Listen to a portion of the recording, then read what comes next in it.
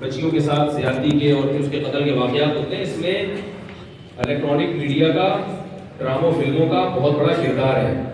ساری چیزیں شہوت بھڑکانے والی دکھائی جا رہی ہیں۔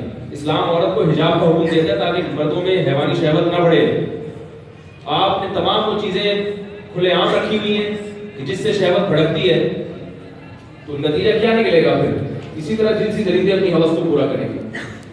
تو اس معاشرے میں جب صالح معاشرہ ہوتا ہے، پردے کا نظام ہوتا ہے، میڈیا کنٹرول میں ہوتا ہے، بے حیائی کنٹرول ہوتا ہے، تو ایسے واقعات وجود میں نہیں آتے۔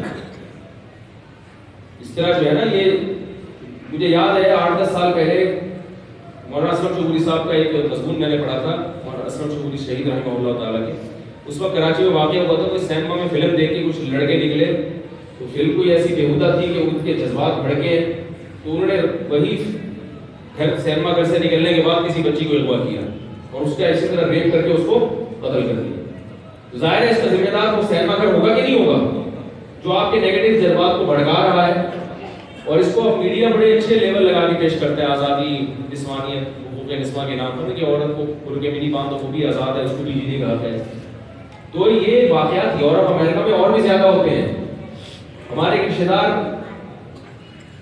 یورپ کے کسی ملک میں تھے، میں ملک کا نام نہیں لوں گا، انہوں نے بتایا کہ میں نے 13 یا 14 سال کی بچی کو دیکھا، بڑی خوبصورت تھی۔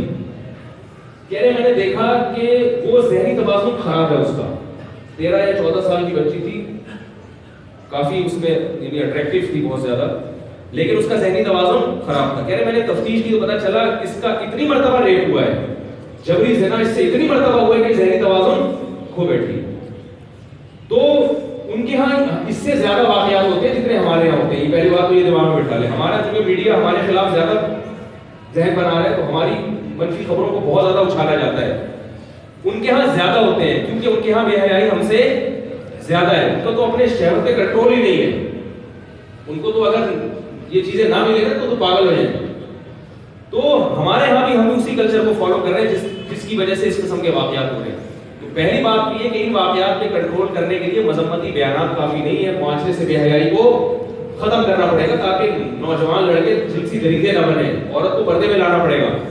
دوسری بات یہ ہے کہ باتیں کرنے کے بجائے حکمرانوں کا فرض ہے کہ ایک ہفتے کے اندر اس کو پکڑ کے مجرم کو چوک پہ لٹکائیں۔ ہمیں کسی جاننے والے نے بتایا کہ 1981 میں کچھ اس قسم کا واقعہ ہوا تھا، زیورت کے دور میں، ایک ہفتے کے اندر لٹکا دیا تھا قاتل کو۔ تو ایسا واقعہ اگر ہو تو بھائی پولیس حرکت میں آئے، حکومت ایکشن لے، قاتل کو فوراً پکڑو اور اس کو چوک پہ سب کے سامنے لٹکاؤ فوراً۔ جب شرعی سزائیں نافذ ہوتی ہیں تو اس قسم کے واقعات پھر نہیں ہوتے، ورنہ بے حیائی پھیلائی جا رہی ہے اور سزا مقدمے چلتے ہیں اتنے لمبے پتہ ہی نہیں چلتا، کچھ دن کے بعد لوگ بھول جائیں گے، کہ کیس بھی ہوا تھا کہ نہیں ہوا تھا۔